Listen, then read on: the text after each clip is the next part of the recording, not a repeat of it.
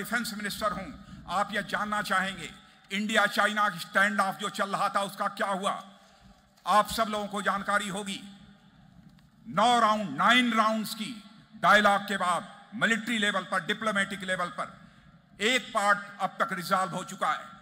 लेकिन कांग्रेस हमको बदनाम करने की कोशिश करती है, कहती है कि हमने भारत की जमीन गंवा दी।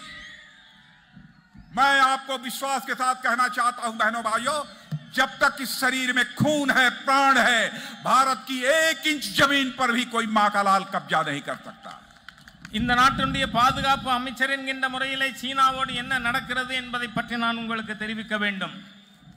9 சுற்று பேச்சுக்களுக்கு பிறகு நமக்கு சாதகமான சூழ்நிலை உருவாகி இருக்கிறது. காங்கிரஸ் நம்மை குற்றம் சாட்டுகிறது, இந்தியாவின் நிலத்தை நாம் கொடுத்து விட்டோம் என்று. இந்த சரீரத்திலே ரத்தமும் உயிரும் இருக்கின்ற வரை 1 இன்ச் இடம் கூட எந்த நாட்டிற்கும் விட்டு கொடுக்கப்பட மாட்டாது. बहनों भाइयों, चाहे दुनिया का कोई देश हो, चाहे दुनिया का कोई भी देश हो, भारत की सीमा पर किसी को यूनिलेटरल एक्शन करने की इजाजत भारत नहीं देगा। उसके लिए चाहे जितनी भी कीमत हमको चुकानी पड़ेगी, हम वो कीमत चुकाने को तैयार हैं। சகோதர சகோதரிகளே, இந்த நாட்டின் எல்லை மீது எந்த நாடாக இருந்தாலும் ஆக்கிரமிப்பதற்கு முயற்சி செய்யுமானால் எந்த ஒரு விஷயத்தையும் நாம் உபயோகிக்காமல் அதை எதிர்க்காமல் சும்மா இருக்க மாட்டோம். அதற்கு எந்த விலை வேண்டுமானாலும் கொடுப்போம். जो 9 राउंड की मिलिट्री और डिप्लोमेटिक डायलॉग के बाद जो समाधान हुआ था, वह डिसएंगेजमेंट का प्रोसेस वह पूरा हो चुका है। लेकिन दुर्भाग्य है, unfortunately Congress party Indian army की ब्रेवरी और करेज पर वह डाउट करती है। मैं आपसे पूछना चाहता हूं, सुप्रीम सेक्रीफाइस देने वाले सैनिकों का क्या यह कांग्रेस पार्टी अपमान नहीं कर रही है? मैं आपसे एक सवाल पूछता हूं, ध्यान से सुनिए। कांग्रेस कच्ची निंगाल नल्लवरा केट्टवरा சகோதர சகோதரிகளே, 9 சுற்று பேச்சுவார்த்தைக்கு பிறகு சீனா அதனுடைய ஆக்கிரமித்த பகுதியிலிருந்து பின்வாங்குவதற்கு ஒப்புக்கொண்டிருக்கிறது.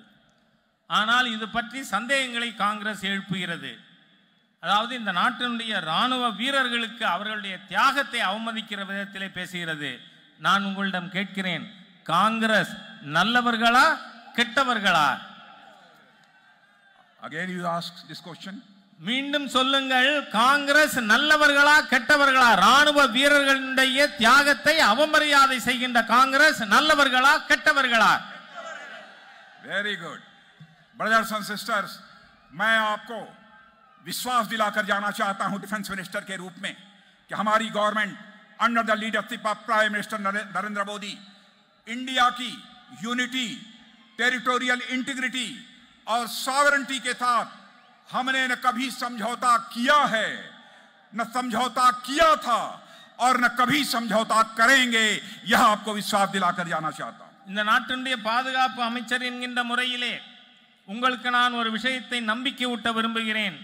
இதுவரை இந்த நாட்டினுடைய ஒருமைப்பாடு, எல்லை, ஒற்றுமை இதன் விஷயங்களிலே பாரதிய ஜனதா கட்சி அரசு இதுவரை சமரசம் செய்ததில்லை, செய்வதில்லை, ஒருபோதும் செய்யாது என்ற நம்பிக்கை உங்களுக்கு நான் ஊட்ட விரும்புகிறேன். जिस कांग्रेस पार्टी ने इतनी नापाक हरकतें की हो, उसके साथ डीएमके ने हाथ मिला लिया. In my opinion, DMK and Congress are strange bedfellows and they are marrying each other, but they do not have any chemistry. இந்த மோசமான காங்கிரஸ் கட்சியோடு திராவிட முன்னேற்ற கழகம் கூட்டணி வைத்திருக்கிறது. இவர்கள் வினோதமான நண்பர்கள், ஸ்ட்ரேஞ்ச் பெட்ஃபெலோஸ். இவர்களுடைய கூட்டணியானது ஏற்புடையதாக இல்லை. जब किसी ने मुझसे कहा था कि डीएमके के लोगों से जब अलग से बात होती है तो कहते हैं कांग्रेस की party for burden for us. The only common thread between both the parties if they are love of appeasement. Congress கட்சியும் திமுகவும் மக்களுக்கு பாரமாக இருக்கின்ற கட்சி. அவர்களிடையே பொதுவாக இருக்கின்ற ஒரே விஷயம் சிறுபான்மையினரை தாஜா செய்வது. कांग्रेस और डीएमके का मॉडल करप्शन और अपीजमेंट पर बेस्ड है, और वह जिस तरीके से अपीजमेंट पॉलिटिक्स कर रहे हैं वह तमिलनाडु की सोशल फैब्रिक को कमजोर करेगा। यह मैं विनम्र अनुरोध करना चाहता हूं डीएमके और कांग्रेस अलायंस के लोगों से कि तमिलनाडु के सोशल फैब्रिक को यह कमजोर करेगा, जबकि हमारा मानना है कि justice for all, appeasement of none. Congress கட்சியும் திராவிட முன்னேற்ற கழகமும் ஊழல் மற்றும் தாஜா செய்யும் அரசியல் போக்கை கடைபிடித்து இருக்கிறார்கள். இதன் மூலமாக மிகப்பெரிய சமூக சீர்கேடு ஏற்படும். பாரதிய ஜனதா கட்சியினுடைய கோட்பாடு அனைவருக்கும் நீதி, எவரையும் தாஜா செய்வது அநீதி. मेरे ब्रदर्स एंड सिस्टर्स, तमिलनाडु की जनता स्टेबल और ड्यूरेबल गवर्नमेंट चाहती है ताकि डेवलपमेंट में किसी भी प्रकार का डिसरप्शन न होने पाए. द सक्सेस ऑफ आवर विट्रियल yatra has shaken DMK and Congress in Tamil Nadu. தமிழகத்திலே நிலையான நல்ல ஆட்சி வேண்டும்.